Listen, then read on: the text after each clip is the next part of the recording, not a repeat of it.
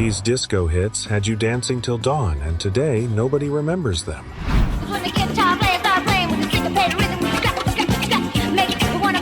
What you didn't know is that one of them was born from a coup d'etat in Jamaica.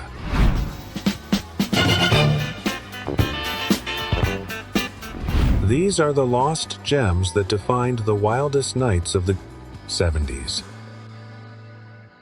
Number 10. Anita Ward, Ring My Bell.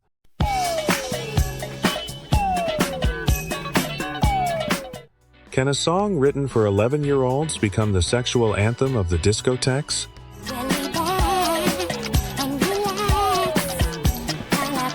The story is that ridiculous. Producer Frederick Knight wrote Ring My Bell as an innocent song about teenagers talking on the phone. It was meant for an 11-year-old girl. But when Anita Ward grabbed it, they rewrote it with a tone so suggestive that Ring My Bell stopped being a childish phrase forever. It hit number 1 around the planet. Listen to innocence turned into seduction.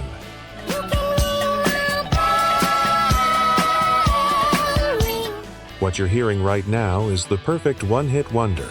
Explosive, unforgettable, and absolutely unique.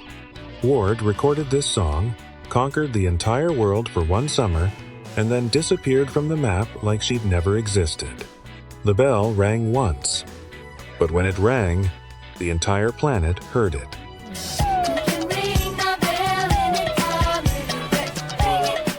The bell that rang once and went silent forever. Before we continue, what's your name and where are you watching from? Tell me in the comments. Number 9. Andrea True Connection. More, more, more.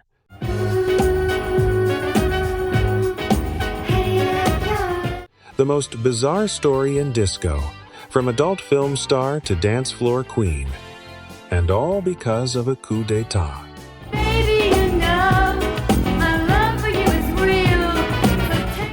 Did you know this song exists because a coup d'etat in Jamaica left Andrea True stranded on the island?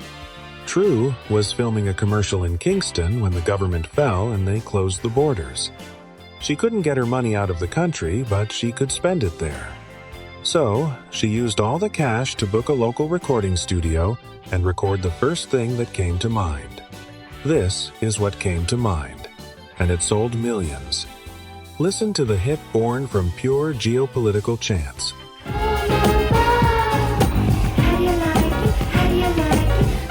What you're hearing right now is survival turned into sensuality. True wasn't planning to be a singer, wasn't planning to stay in Jamaica, wasn't planning any of what happened. But when chaos closes every door, sometimes the only way out is a microphone and a little courage. The result was one of the most sensual tracks of the entire disco era.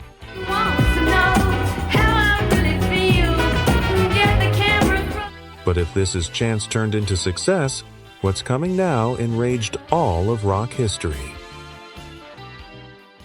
Number 8. A Taste of Honey. Boogie Oogie Oogie.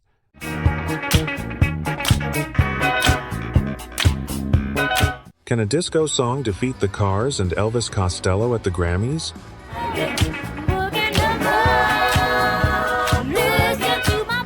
A Taste of Honey won the Grammy for Best New Artist in 1979. They beat the Cars. They beat Elvis Costello. They beat Chris Rea. Rock purists tore their hair out. Music magazines screamed scandal. But the Academy had spoken. Disco beat rock in its own house. Listen to the boogie that caused the most scandalous betrayal in Grammy history.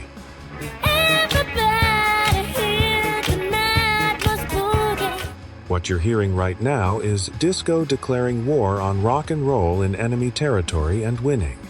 While critics wrote furious obituaries, people kept dancing. Because at the end of the day, Grammys are voted on and the dance floor doesn't lie. A Taste of Honey made millions of people move their bodies. The Cars made millions of people nod their heads. The difference is in the feet.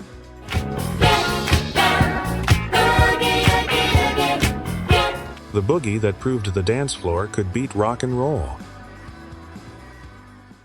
Number 7. Silver Convention. Fly, Robin, fly.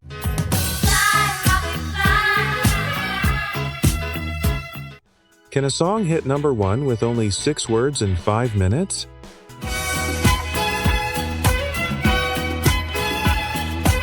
Fly, Robin, fly. Up, up to the sky. That's the entire lyric. 6 words. 5 minutes of song. Number 1 in the United States. What Silver Convention proved is that in the disco era, words were beside the point. The groove was everything. The bass commanded. The drums decided. And the voice was just another instrument serving the rhythm. Listen to the proof that words were unnecessary when the body was already dancing.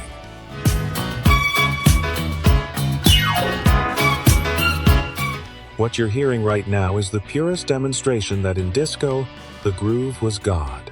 You didn't need a story. You didn't need a message. You didn't need poetry or depth. You needed a rhythm that grabbed you by the waist and didn't let go for 5 minutes. Silver Convention understood that better than anyone. 6 words and a bass line that never stops. Enough to conquer the world.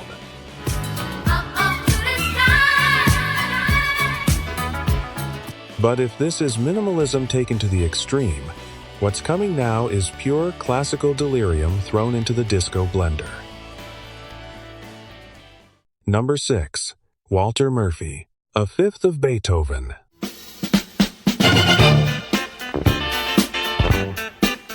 The exact moment when Beethoven put on platform boots and hit the dance floor.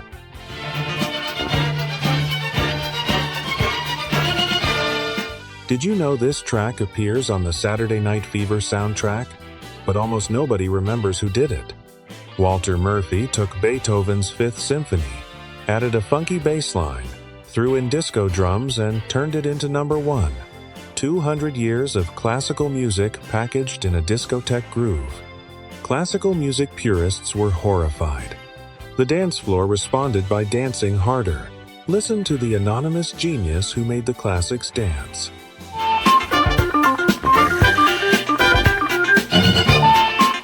What you're hearing right now is high culture turned into popular culture without asking permission. Murphy proved that Beethoven had more groove than any musicologist was willing to admit. Those 4 famous notes, the most recognizable in classical music history, found a second life in New York discotheques. Ludwig would have been horrified, or maybe he would have danced. We'll never know.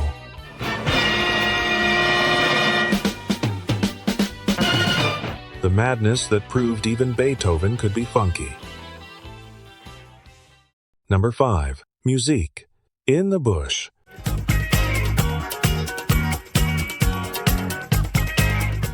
What happens when disco gets too explicit for conventional radio?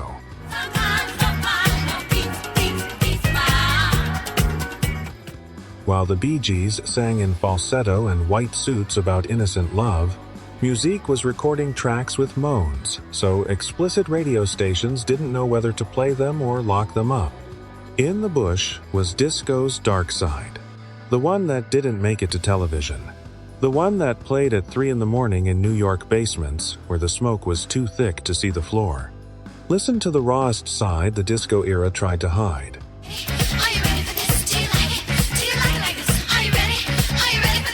What you're hearing right now is New York's underground poking its head into the mainstream and scaring everyone. Disco had 2 faces. The clean face of Studio 54 with celebrities and champagne, and this face, the one from clubs with no name, no address, where the music was dirtier, more honest, and freer. In the Bush lived on that second face, and from there it showed the world what disco really was when nobody was watching.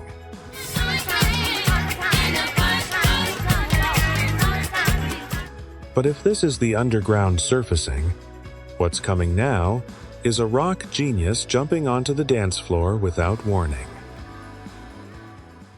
Number 4. Dan Hartman, Instant Replay. You keep me dancing through the moonlight. I feel the best. The hidden genius who jumped from the hardest rock to the brightest dance floor without missing a beat. Instant replay.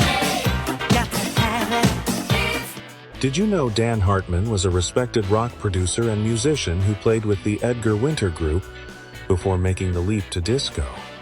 While other rockers were spitting on disco like it was a plague, Hartman saw the opportunity and took it. Instant replay is pure frenetic energy, optimistic synthesizers, and an infectious voice that sounds like the guy can't stop smiling while recording. Listen to the most brilliant genre jump nobody remembers. Got me floating on a cloud. What you're hearing right now is pure talent, adapting to the times without losing an ounce of authenticity. Hartman didn't disguise himself as a disco artist. He brought his rock producer instinct to new territory and created something that sounded like nobody. It was too funky for rock and too intelligent for generic disco. It fell between two worlds and neither claimed it as their own.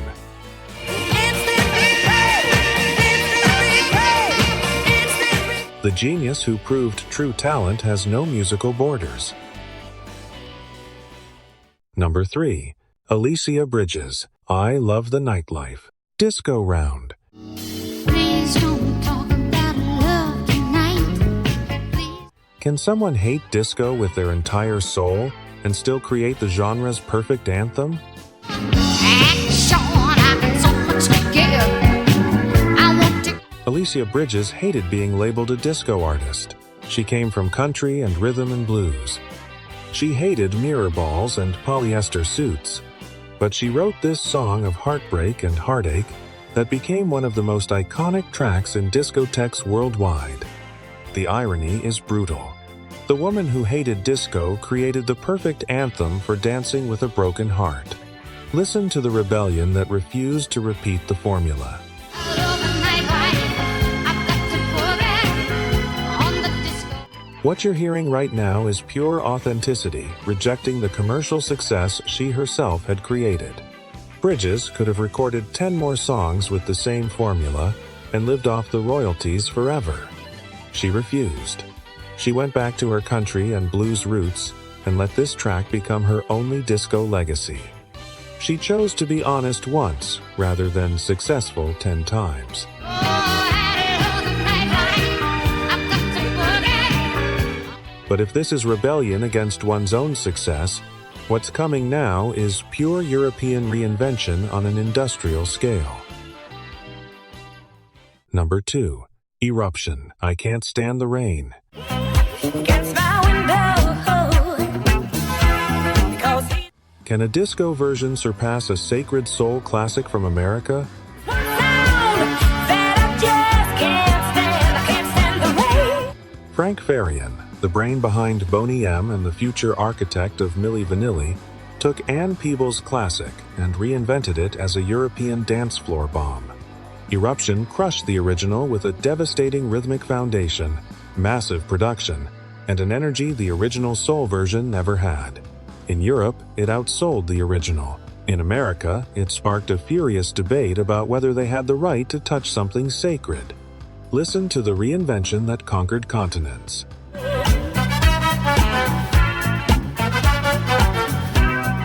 What you're hearing right now is the power of European production transforming American soul into something completely different.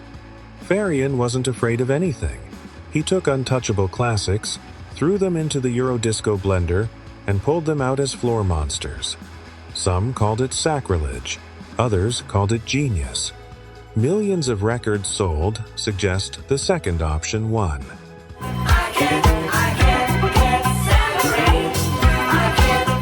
But the most unfair story of all is about to be revealed. Number 1. Vicki Sue Robinson, Turn the Beat Around. Turn the beat around.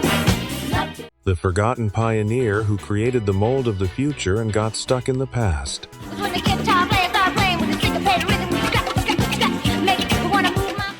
Did you know Gloria Estefan recorded this same song 2 decades later and took all the credit that belonged to Vicki Sue? Robinson? In 1976, Robinson created this hurricane of Latin percussion and disco energy that should have made her a superstar. The song is a doctoral thesis on rhythm. Every instrument has its moment. Every percussion hit is a statement of intent. But the world forgot her and remembered Estefan. Listen to disco's greatest injustice.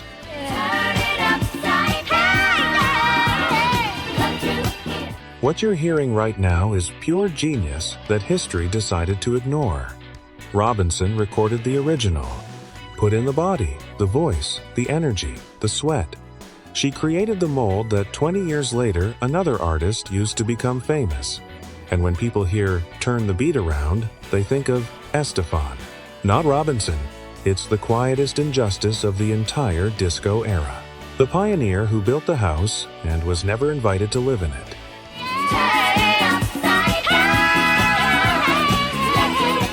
The pioneer who created the future but got stuck in the past. These lost gems prove that dancing never goes out of style. Click here to discover the 80s disco hits the world also decided to forget.